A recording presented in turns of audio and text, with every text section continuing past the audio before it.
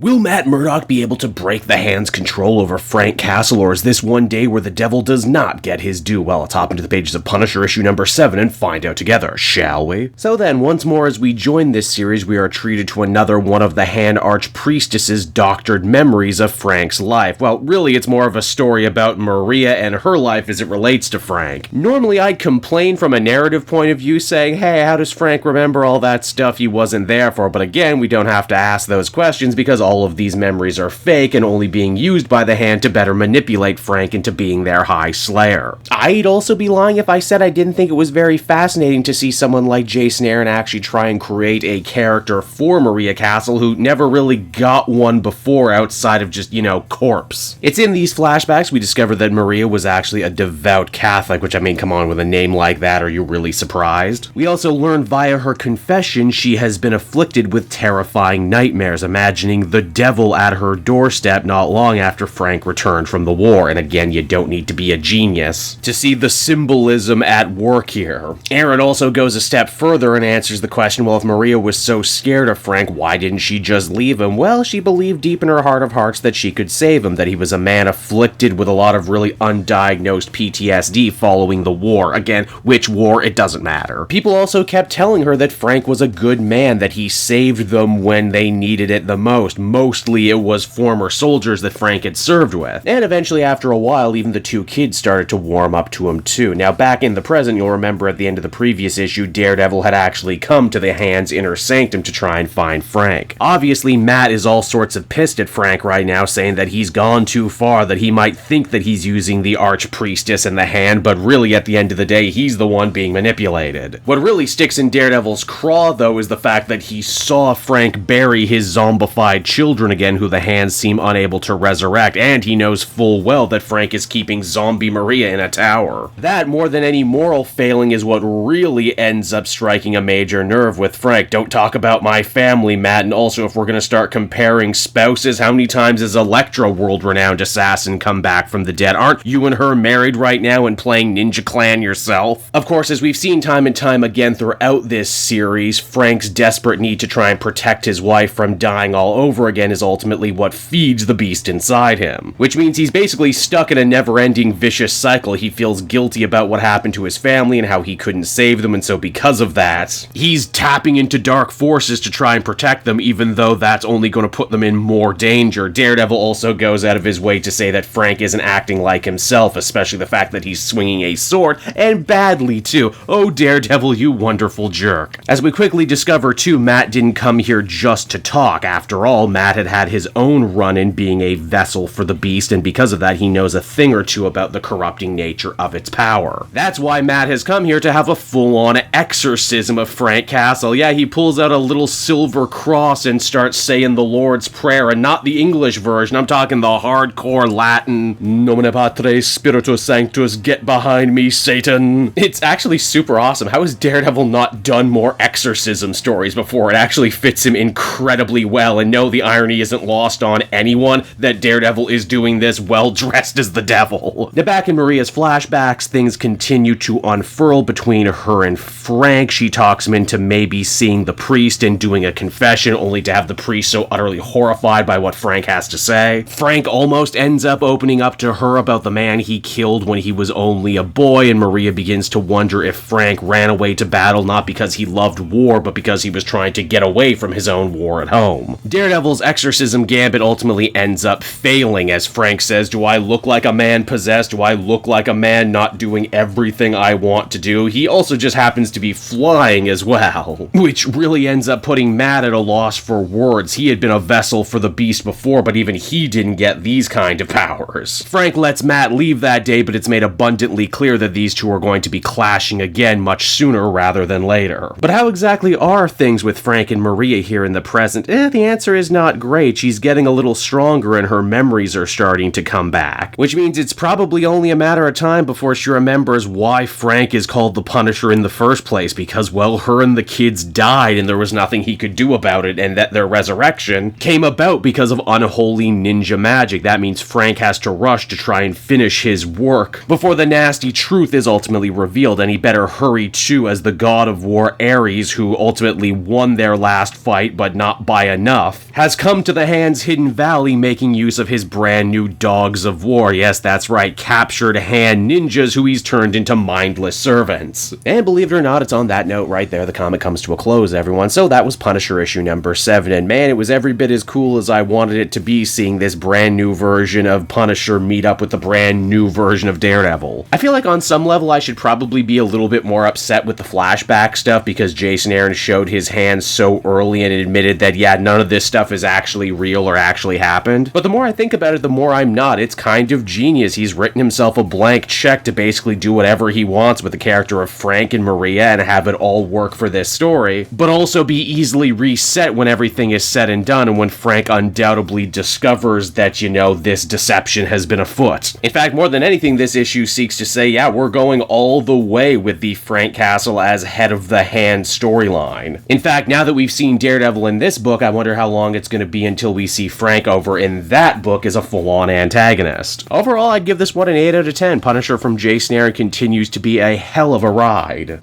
Hey there everyone, it's your old pal Cape Joel again, thanking you so much for watching to the end of the video. I hope you enjoyed it, and if you did, why not check out my Amazon link down in the description. Yes, that's right, the Cape Joel channel officially has its own Amazon storefront now. You can pick up a comic or anything else for that matter, and if you did, you'd really be helping me in the channel. So with that out of the way everyone, I will see you again next time. Bye-bye.